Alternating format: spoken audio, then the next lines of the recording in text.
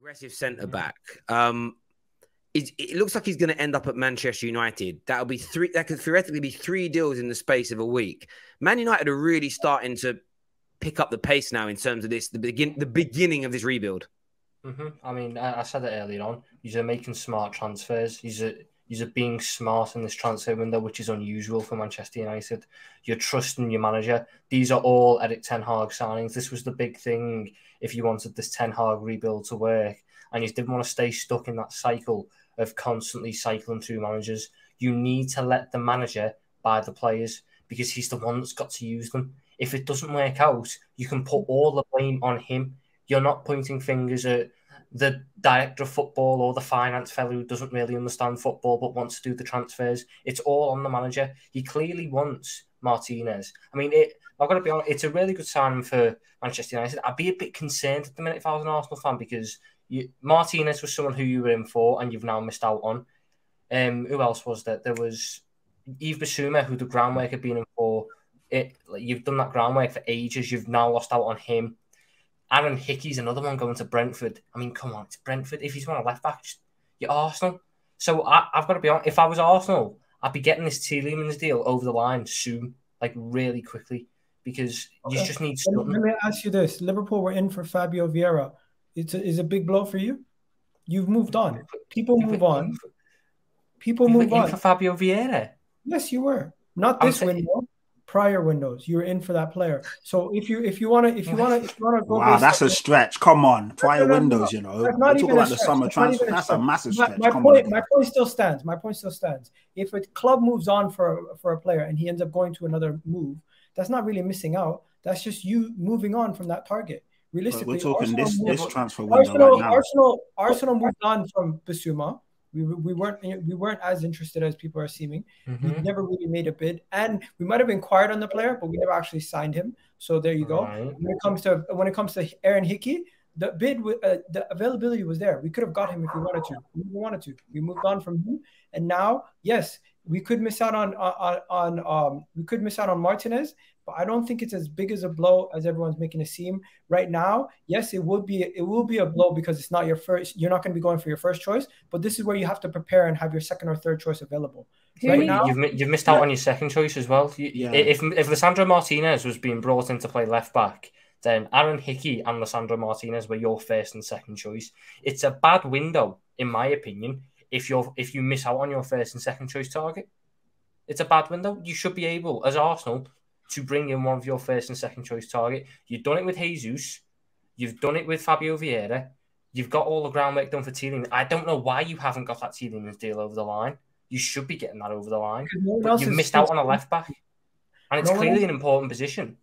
Listen, I'm not arguing with the point where you're saying bring in your transfers in quicker. I'm just arguing the point where you're saying we're missing out on all these targets and it's utter chaos. It's not that big of a deal. Clubs miss out on players on a regular basis and they distance themselves from those transfers. It's just the fact that Arsenal was still working on those deals and not distancing themselves and trying to move on quicker. They still were fighting to try to get those deals done. Just shows you that they have a direct strategy this window. And if they don't get their first option, then they're going to end up going for the second option. They're not just going to give up easily. Who's left though? Who is Arsenal's left back? Because you clearly cannot rely on Kieran Tierney. Our left back is still Kieran Tierney. But he's injury prone. I get that. That's why they've still got Tavares. Don't forget that. Oh, don't bring up Tavares here. Come on. I'm not saying he's quality, but at least he's still there. Tavares is going to go on loan. But my main point is not all doom and gloom like everyone's making it seem like. The window's not even close to being finished. Arsenal have already made, 4 signings already. We've been identifying players, putting in bids early in the window. This is a lot earlier than we do our business. People are making it seem like it's only a couple of days left in the window. No one's saying it's doom and gloom, but it's just... There's no level of worry in this moment in time for me. I'm not saying the worry is it's chaos. It's this, that, and it's the fact that, and it's not that it's early on in the window and you should be panicking. It's the fact that you clearly had a number 1 and a number 2 target, and you've missed out on both of them. Chelsea had a number 1 target in Raheem Sterling. He looks like he's going to go there. We had a number 1 target in Darwin Núñez. We've got him. City had a number 1 target in Phillips. They got him. Tottenham have had however many number 1 targets. Perisic, Bissouma, Richarlison. They got them. So what is the issue with Arsenal not being able to bring in their number 1 target or their number 2 target? Why has everyone else got that pull, but Arsenal haven't? There's other factors, bro. Let me give you. You're just bringing it down to pull. First of all, Rafinha wanted to go to Barcelona. He didn't want to go to Chelsea in the first place if Barcelona were available. So that is a dream move. The Martinez thing, I've already broken it down numerous times. It's about relationships and the fact that Manchester United currently have his former manager. It will be easier. It will be easier transition into Manchester United and the relationships that they have with the board of directors at Ajax. If you want to talk about the Hickey deal, clearly Arsenal moved away from the Hickey deal, or else he wouldn't be going to Brentford. If a player had a choice to go to Brentford or Arsenal, he's going to go to Arsenal. It's just obviously maybe one of two factors. One, the club moved away from it, or two, he was guaranteed a starting job at Brentford, which at Arsenal he's not, and maybe he just wanted to start. So what else do you want to talk about? Because what's the plan then? There's reasonable reasons for every single thing, but you want to just bring it down to pull. That's not logical. I can't question it though. I think, do you know what I would say about Arsenal's window is this? I want to throw this out to a few more people. I don't think it, I get the pool debate and everything else. The issue that you get, though, if you go beyond your first, maybe second target, are you Arsenal fans happy if you start going on to your third or fourth choice? Or would you rather focus on a different position and a primary target there? Kind of goes back to what I mentioned before, Tel, that, I don't want us to, because we need a backup left back or someone who's going to be there, because Tierney plays 60% of the time across the season, right? So that has to be a primary area for us. So I get where Tom's saying, because for that position, I don't want us to be going to our third, fourth, fifth choice. I get that completely. I think in this position particularly, I wouldn't want to move on elsewhere until that's sorted. I'm not saying you can't work on other deals at the same time, but for me, that is a priority. So I do see what Tom is saying, because we can't rely on Tavares. Like, that is not happening that is not happening next season. He needs a loan or something. It can't be a thing in the Premier League for what we're trying to achieve.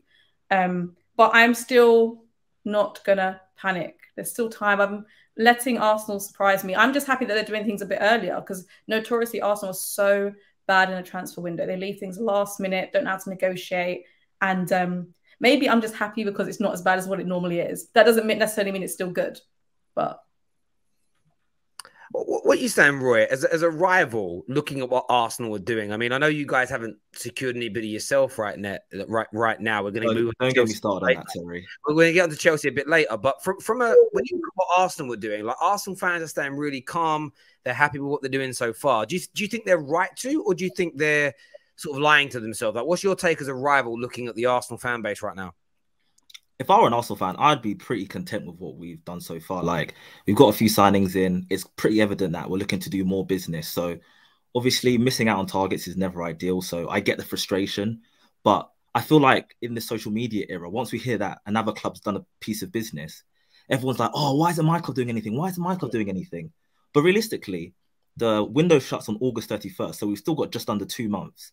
So I know everyone wants to get their business done before preseason, but a lot of the time, like, that doesn't really happen. So as long as you get it in, like, before the season starts, or at least before the worst comes to worst, before the window closes, I don't think it's that much to have a meltdown over. Like, Arsenal have done good business so far. Yeah, they've missed out on a few targets, whether that's they're poor or not having Champions League or whatever it is. Like, they missed out on a few targets, but at the end of the day, there's still plenty of players out there. And I'd rather get a player who stylistically, like, fits us and wants to be here than someone who, like, they didn't really want to be there, but they're there anyway because you managed to do enough to get them. Do you get what I mean? So, if I was an Arsenal fan, I'd be pretty content / happy with what we've done so far. I know that, okay, like, there are more players coming in, so plenty of time. There's more players coming in, so I wouldn't really be that annoyed if I was an Arsenal fan. I hear you. I think that's really sensible, and I like how they haven't walked away from this Lisandro Martinez deal and have actually stayed in to try and fight for him. They're not worried about they kind of did it with Vlahovic in a different way in January. It's like, well, yeah, we might take a bit of heat from rivals and people might get annoyed if we don't land it, but I'm sick and tired of seeing football clubs know they're going to lose and then pull away and then release release a statement saying, oh, we were never really looking at the player or far too expensive for us. I'm just like, just take the L that they said to you, bruv, and kind of move on. When you're looking at Arsenal, though, Patrick, from a Spurs fan point of view, are you sort of looking at it so far like, I don't feel like they're a threat to us next year? Or do you sort of agree with like Roy? Do you feel like they're cooking something and will land some stars that will elevate them to a higher level next year?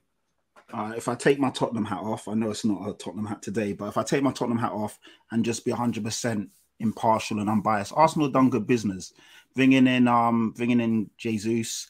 They were screaming out for a striker, someone who can get them 15 to 20 goals.